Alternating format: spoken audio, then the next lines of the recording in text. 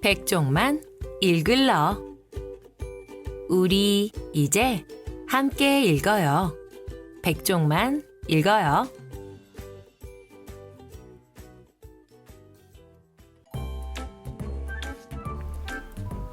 어린이를 위한 배려.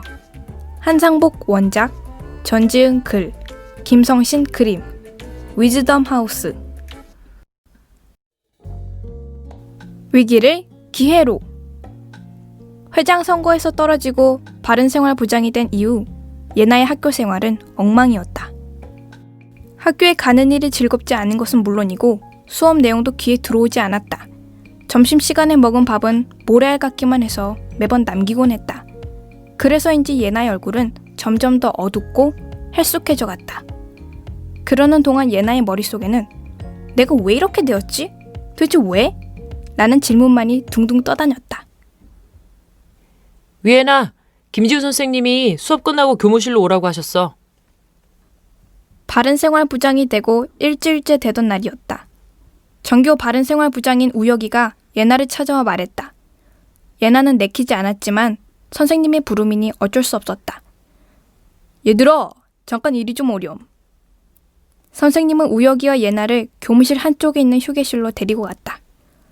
이 말을 어떻게 전해야 하나 좀 고민했는데 어차피 해야 할 말이니까 그냥 속 시원하게 할게.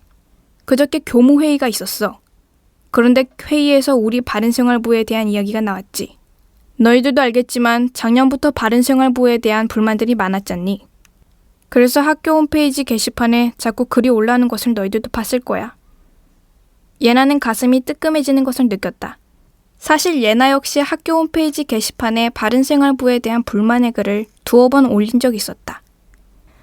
그렇지만 선생님은 바른생활부를 잘 꾸려나간다면 학교에 꼭 필요한 자치부가 될 거라 생각해. 그래서 교장 선생님께 계속해서 바른생활부를 없애면 안 된다고 말씀을 드려서 올해 담당을 맡게 된 거야. 자랑은 아니지만 내가 아니었으면 바른생활부는 없어질 뻔했지. 우혁이는 진지하게 선생님의 이야기를 듣고 있었다. 하지만 예나는 차라리 없어지는 게 나을 뻔했어 라고 생각하면서 묵묵히 바닥만 내려다보고 있었다. 그런데 그저께 교무회의에서 다시 한번 바른생활부의 이야기가 나왔단다. 학교는 학생들의 생각을 중심으로 이끌어가야 한다는 것이 모든 선생님들의 생각이야. 그렇기 때문에 학생들이 학교에 조금이라도 불만이 있으면 안 된다고 생각하거든. 예나는 슬며시 고개를 들어 선생님에게 물었다. 그럼 바른생활부가 없어지는 거예요? 선생님은 급히 손사래를 치며 대답했다. 아니. 지금 당장 없앤다는 것은 아니고 석 달 동안 시간이 있어. 그동안 바른생활부의 성격이 잘 드러나는 일을 찾아서 하고 그것이 학생들에게 좋은 반응을 얻는다면 바른생활부는 없어지지 않아. 바른생활부의 성격이 잘 드러나는 일? 그런 일도 있나? 그냥 없애겠다는 것보다 더 귀찮은 이야기네. 예나는 차라리 다행이란 생각이 들었다.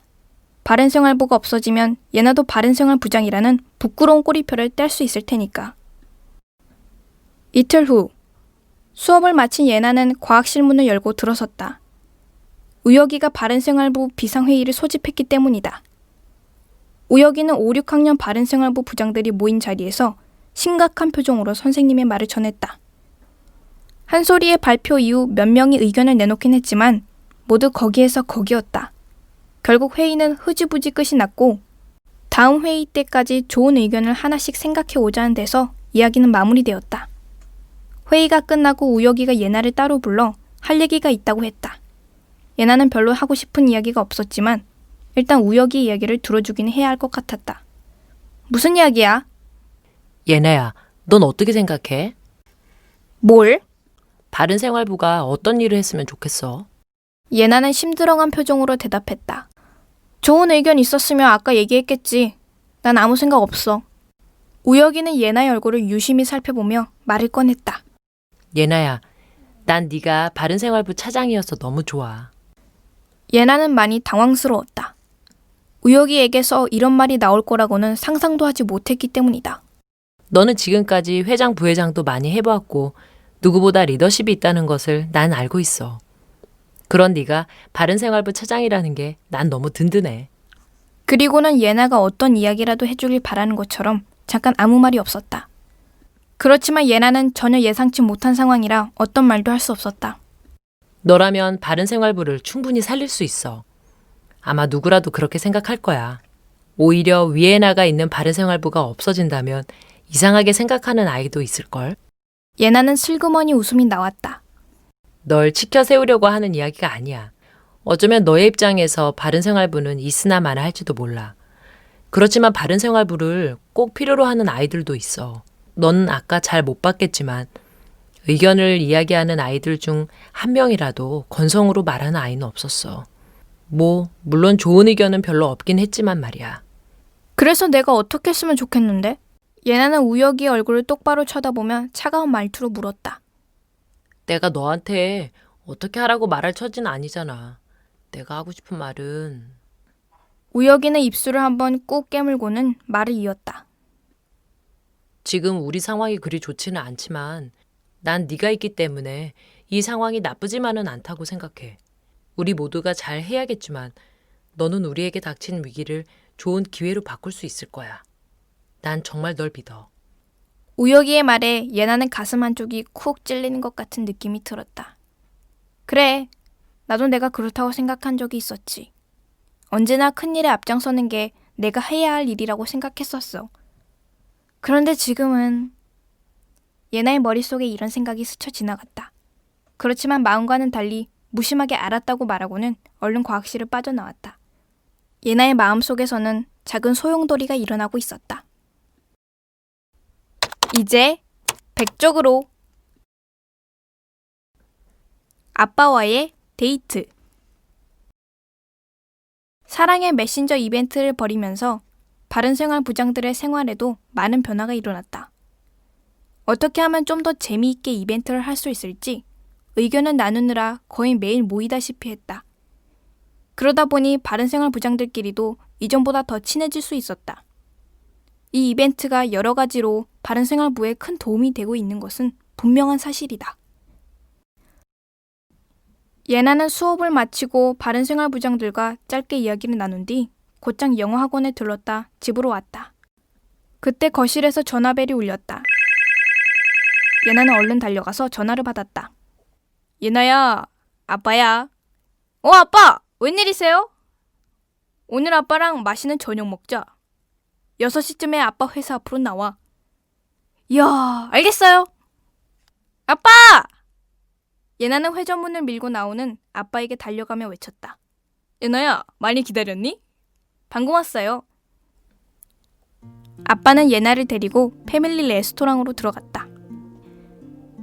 아빠가 오늘 이렇게 데이트를 신청한 건 하고 싶은 이야기가 있어서 그런 거야. 예나는 유난히 나지막한 아빠의 목소리에 저도 모르게 긴장이 되었다. 너가 엄마한테 불만이 있다는 건 아빠도 눈치로 알겠는데 도대체 뭐가 문제인지 얘기 좀 해줄래? 예나의 표정이 갑자기 어두워졌다. 그러고는 한동안 아무 말도 하지 않았다. 아빠가 물어보면 대답을 좀 해주는 게 예의인 것 같은데. 예나는 한참을 생각하다가 눈을 내리깐 채 말을 꺼냈다.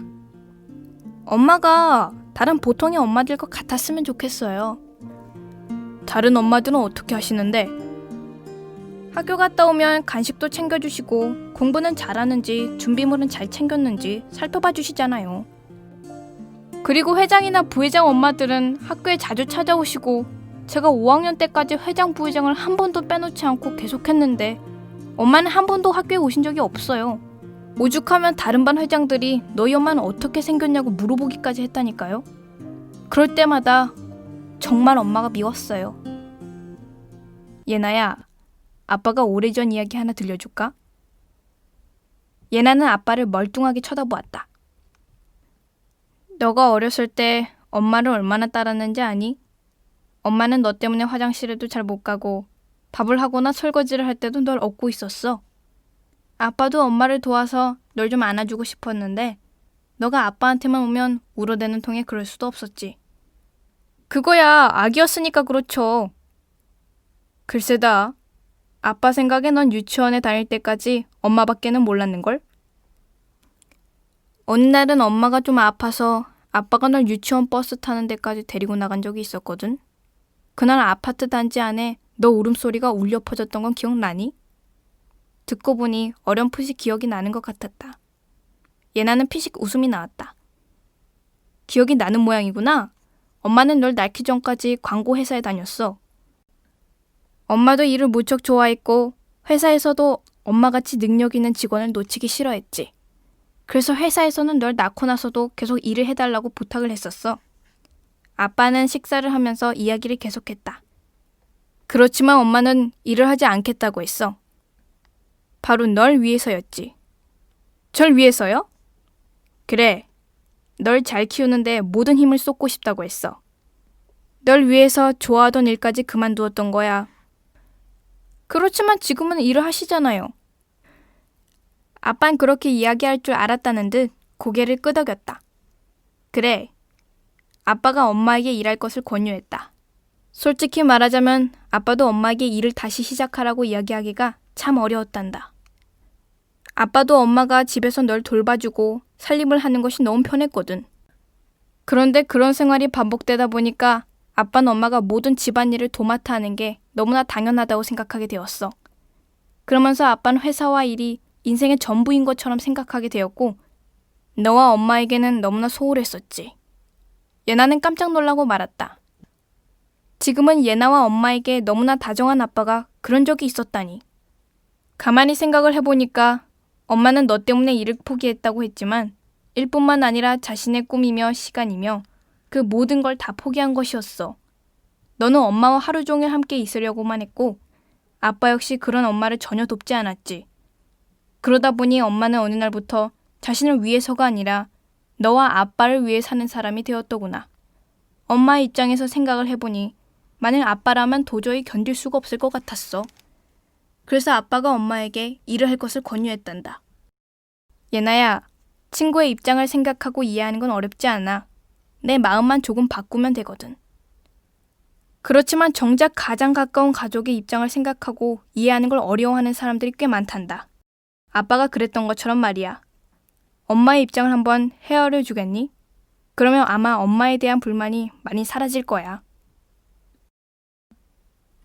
이 책을 지으신 전지은 작가님은 추계예술대학교 문해창작과를 졸업하셨고요. 어린이들의 생각과 꿈을 함께 나누면서 여러 권의 어린이 책을 만들으셨습니다. 우리 아이들이 꿈을 펼쳐나갈 미래는 지금보다 더 따뜻하고 행복한 세상이 되어야 합니다. 나도 행복하고 친구도 행복하고 가족과 이웃 모두가 함께 웃을 수 있는 세상을 만들어가기 위해서는 나보다 남을 먼저 생각하는 배려가 우리 사회의 바탕이 되어야 한다는 생각으로 이 책을 쓰셨습니다. 그런 의미에서 여러분도 이 책을 읽으면서 더 따뜻하고 더 행복한 세상을 만들어 가셨으면 좋겠습니다. 오늘 준비한 내용은 여기까지입니다. 그럼 다음에 만나요. 지금까지 북 내레이션의 Z와 비였습니다.